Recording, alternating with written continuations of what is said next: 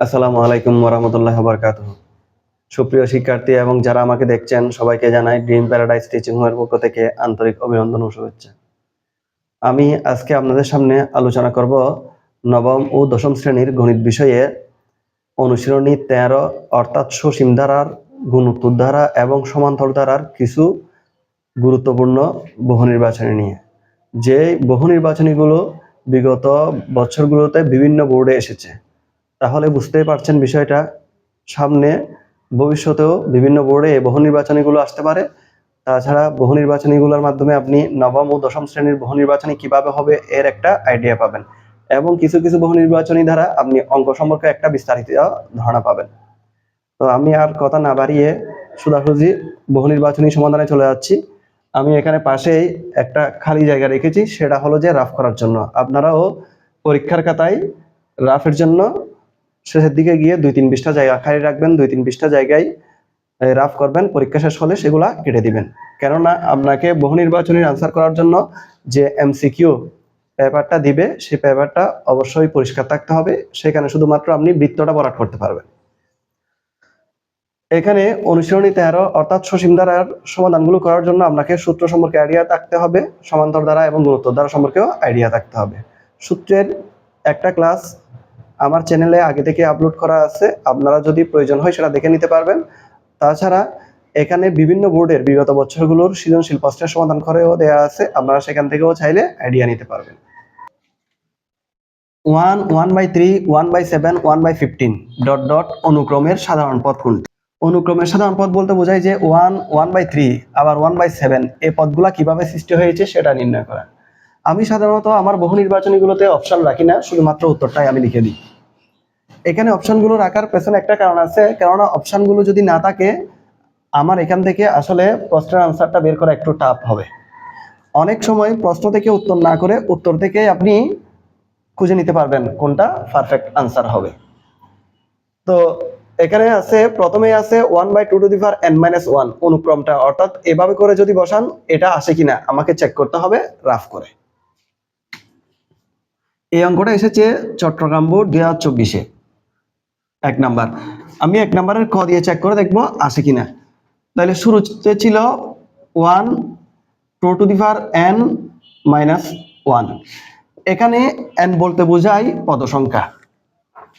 আমি মনে করলাম প্রথম পদ সংখ্যা বের করব, তাইলে সেক্ষেত্রে n এর মান দিলাম 1, এদিকে -1 1, তাইলে 2^1 এ হয় 2, -1 উপরে হয় 1, ইকুয়াল টু 2 থেকে 1 গেলে 1, উপরেও 1 নিচেও 1, তাহলে কাটাকাটি করলে 1 হয়। তাহলে আমি এটা পেয়েছি। আরো একটা দুইটা চেক করব, যদি দেখতেছি না সবগুলা দিয়ে ঠিক আছে, এটা দিয়ে আসতেছে সবগুলো, তাহলে সেই ক্ষেত্রে আমার ক নাম্বারটা হবে আনসার। এরপরের অপশনটা 1/2n-1 ইকুয়াল টু উপরে 1 লিখলাম, 2n। n মানে হলো পদ সংখ্যা, এটা হলো প্রথম পদ, এটা হলো দ্বিতীয় পদ, মানে n এর মান হলো কত 2 -1 ইকুয়াল টু 1 বসালাম। আমরা তো জানি 2 মানে 4, 4 থেকে 1 গেলে কত হয় 3, 1/3, তাইলে দ্বিতীয় পদ কত আছে 1/3। এরপর আবার 1 বসালাম, 2n, n মানে হলো এবার তৃতীয় পদ, প্রথম পদ দ্বিতীয় পদ তৃতীয় পদ, কিউব -1 ইকুয়াল টু 2 কিউব হয় 8, 8 থেকে 1 গেলে হয় 7, উপরে হলো 1। তাইলে দেখতেছি প্রথম পদ 1 আসছে, দ্বিতীয় পদ 1/3 আসছে, তৃতীয় পদ 1/7 আসছে। 1, 1/3, 1/7 দেখতেছি সবগুলাই মোটামুটি মিলে যাচ্ছে, তার মানে হলো ক নাম্বারটাই সঠিক। আর বাকিগুলো আমাকে চেক করতে হবে না, প্রথমটা যদি না মিলে দ্বিতীয়টা চেক করতে হবে, দ্বিতীয়টা না মিলে তৃতীয়টা চেক করতে হবে। অনেক সময় আপনি চোখে রেখেই অঙ্কটা মিলাই ফেলতে পারবেন যদি আপনার কাছে চর্চায় অঙ্কগুলো থাকে।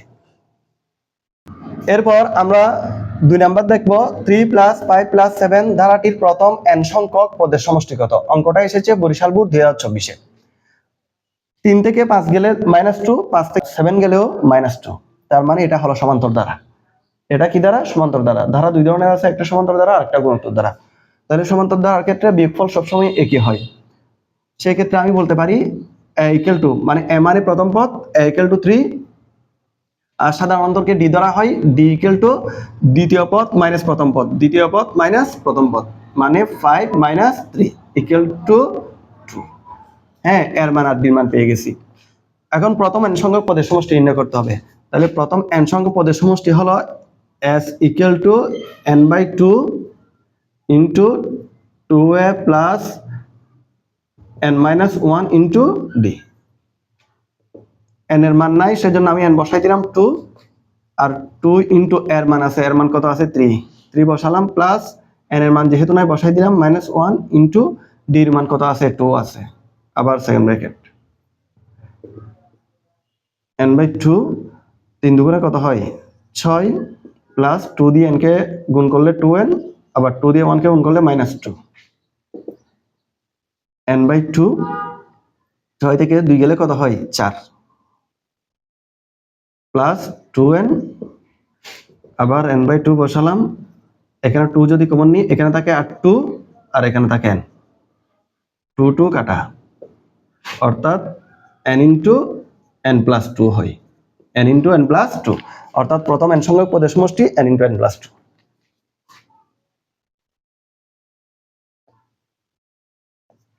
এভাবে করে আপনাকে অঙ্কটা রাফ করতে হবে। আপনি যদি বিষয়টা বুঝেন তাহলে আরো কম সংখ্যক লাইন দিয়ে আপনি অঙ্কটা সমাধান করতে পারবেন, কেননা আমার হাতে সময় আছে মাত্র 1 minute.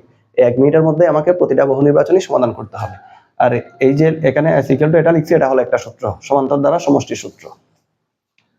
3 number 2x minus 2x plus 2x minus 2x plus 2x ধারাটির প্রথম 10টি পদের সমষ্টি কত? এটি এসেছে Mymensingh board 2024।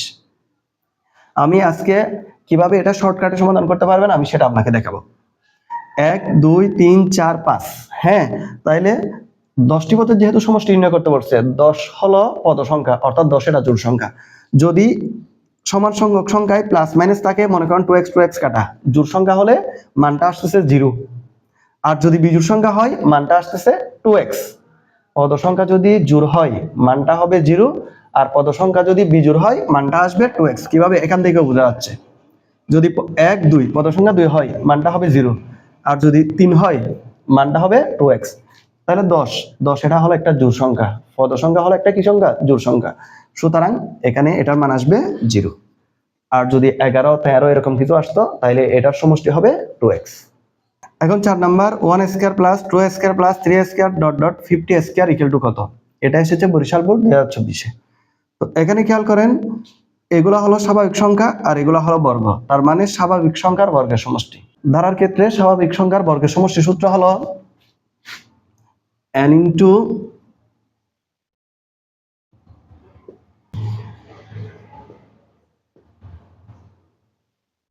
n into 2n plus 1 into n plus 1 divide by 6। এটা হলো স্বাভাবিক সংখ্যার বর্গের সমষ্টির সূত্র। আবার এর মধ্যে ঘনের সমষ্টিও আছে, আপনাকে ঘনের ধারা যদি দিয়ে থাকে তখন ঘনের সমষ্টির সূত্রটা ব্যবহার করতে হবে। ইকুয়াল টু, যেখানে n মানে হলো পদ সংখ্যা, তাইলে এখানে পদ সংখ্যা আছে কত? 50টি। যেহেতু 1 2 3 এভাবে আসতেছে 50টি, তো আমি এখানে লিখে দিলাম 50 ইন্টু 2, n এর মান 50, 50টা বসালাম, প্লাস 1 বসালাম, আবার 50 প্লাস 1 ইকুয়াল টু, আপনি এখানে 6 কে 2 দ্বারা কাটতে পারেন 3 বার, আর এখানে 2 দ্বারা কাটলে কতবার? 25 ইন্টু 50 দুগুণে 100, 100 সাথে 1 যোগ করলে হয় 101 ইন্টু 50 আর 1 যোগ করলে হয় 51। এখন আপনাকে 25, 101 আর 51 গুণফল করে সেটাকে কত দ্বারা ভাগ করতে হবে? 3 দ্বারা ভাগ করতে হবে। ভাগ করে যেটা পাবেন সেটা হবে আপনার আনসার 42,925।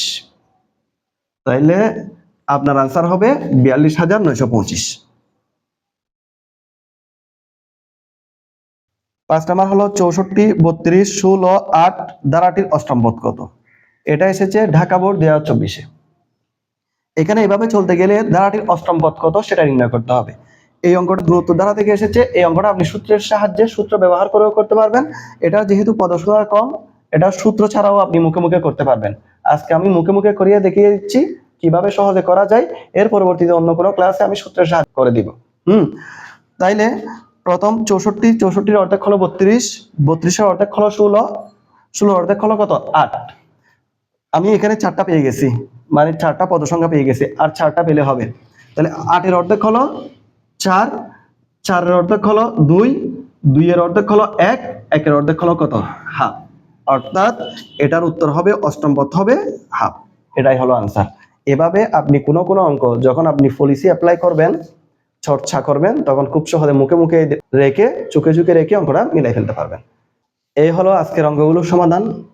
ভালো থাকবেন, সুস্থ থাকবেন, আল্লাহ হাফেজ।